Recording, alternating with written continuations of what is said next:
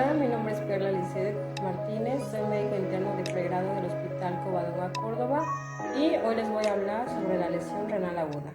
El contenido de este video responderá a la pregunta ¿qué es la lesión renal aguda? La etiología, fisiopatología, clínica, diagnóstico y tratamiento. Es un síndrome clínico denotado por la disminución abrupta de la tasa de filtración glomerular, suficiente para disminuir la eliminación de los productos de desechos nitrogenados, como es la urea y la creatinina, además de otras toxinas urémicas. La definición de la lesión renal aguda se ha modificado en los últimos años, y esto es con el fin de incrementar la detección oportuna e impactar positivamente en la sobrevida de los pacientes. Esta definición se va a basar en la alteración del volumen urinario y o en la creatinina sérica, por lo cual se va a definir como la disminución de la función renal durante 48 horas, como lo demuestra un aumento de la creatinina sérica mayor a 0.3 miligramos sobre decilitro, o un incremento de la creatinina sérica mayor a 1.5 veces la basal, o el desarrollo de oliguria manifestándose como un volumen urinario mayor a 0.5 mililitros kilo hora.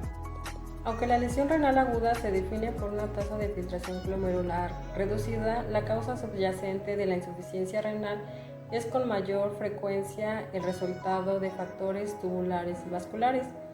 Es por esto que la etiología de esta enfermedad está dada o se clasifica por causas prerrenales, renales y posrenales. Puede aparecer insuficiencia renal aguda prerrenal en dos situaciones. La primera es cuando el descenso del flujo plasmático renal es lo suficientemente grave como para que los mecanismos de autorregulación no lo puedan compensar. Esto suele pasar en una hipovolemia donde hay disminución del volumen circundante efectivo. Algunos ejemplos de estos pueden ser hemorragia, vómitos, diarrea, quemaduras, también en situaciones de tercer espacio como insuficiencia cardíaca, entre otros. Otro ejemplo es el descenso del gasto cardíaco, como puede pasar en un infarto agudo al miocardio, valvulopatías, etc. Otro es las situaciones de vasodilatación sistémica, como en el choque séptico, y situaciones de vasoconstricción de la arteriola aferente glomerular, por ejemplo en la preeclampsia, síndrome hepatorenal, etc. El segundo situación es cuando se ve alterada la autorregulación de la angiotensina 2 y prostaglandinas. Esto suele darse con el uso de IECAS y AINES. La fisiopatología va a estar dada por una activación del sistema renina-angiotensina-aldosterona, que va a tener tres efectos principales. El primero es un aumento de la angiotensina 2, el cual va a inducir un aumento de la reabsorción proximal de sodio, cloro, potasio, bicarbonato, agua y urea. El segundo va a ser un aumento de la aldosterona, la cual va a estimular la reabsorción distal de sodio, por lo que va a disminuir el contenido de sodio en la orina. Y el tercero es un aumento de la ADH, la cual va a retener agua libre a nivel del túbulo colector. Esto tiene como consecuencia un volumen de diuresis escaso y una orina concentrada. En cuanto a la clínica y diagnóstico, dependiendo del contexto clínico en el que el paciente se encuentre, ya sea por deshidratación, sepsis, insuficiencia cardíaca, etc., presentará una insuficiencia renal aguda oligúrica con elevación en sangre de urea y creatinina y con la presencia de orina muy concentrada. Aquí el sodio urinario va a estar por abajo de 20 miliequivalentes por litro y la osmolaridad urinaria va a ser mayor a 500 miliosmoles kilo agua. El tratamiento se llevará a cabo con base en la situación en la que se encuentra el paciente. Puede ser una situación de depleción del volumen. Aquí se deberá de expandir la volemia de forma enérgica atendiendo los signos de deshidratación.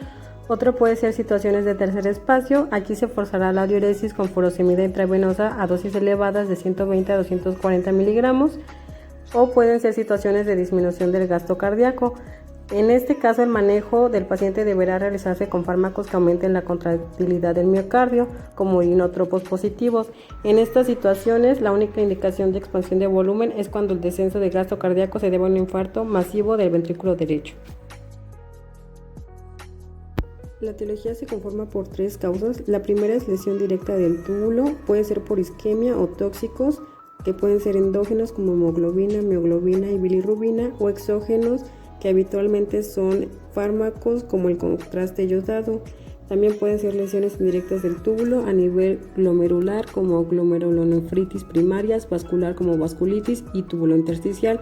Otra causa son las obstrucciones intratubular por ácido úrico, proteínas de Benson-Jones o fármacos. Se reconocen 3 estadios en la evolución natural de una necrosis tubular aguda. La primera fase es de instauración, de duración breve de 1 a 3 días y es el periodo en que la causa está actuando. La segunda es la fase de mantenimiento y dependiendo del agente etiológico y la gravedad del cuadro se va a expresar de una manera muy variable. La tercera es la fase de resolución, que se conoce como poliuria ineficaz, ya que se produce un aumento de la diuresis por recuperación parcial de la función renal. Sin embargo, la orina todavía no es capaz de eliminar los productos nitrogenados. En cuanto al tratamiento, al igual que en la falla renal aguda prerrenal, en la necrosis tubular aguda es importante identificar el agente etiológico y posterior realizar un manejo sintomático. Si el paciente muestra signos de depresión de volumen, se comenzará con sueroterapia. Si lo anterior no funciona y el paciente continúa con oligonuria, se podrá realizar el test de furosemide para evaluar la respuesta tubular a una dosis adecuada de diurético. En cuanto a la acidosis metabólica en un paciente con daño renal, solo se corregirá si el pH es menor a 7.2. En casos en los que se tenga poca respuesta al tratamiento, será necesario ofrecer la terapia de sustitución renal. Las indicaciones se mencionan a continuación.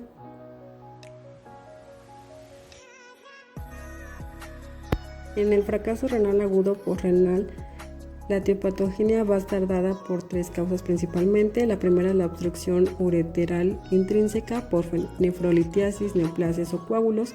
La segunda son obstrucciones ureterales extrínsecas como fibrosis, radioterapia, hiperplasia, entre otros, y por obstrucciones intratubulares como depósitos de ácido úrico o cristales de oxalatato.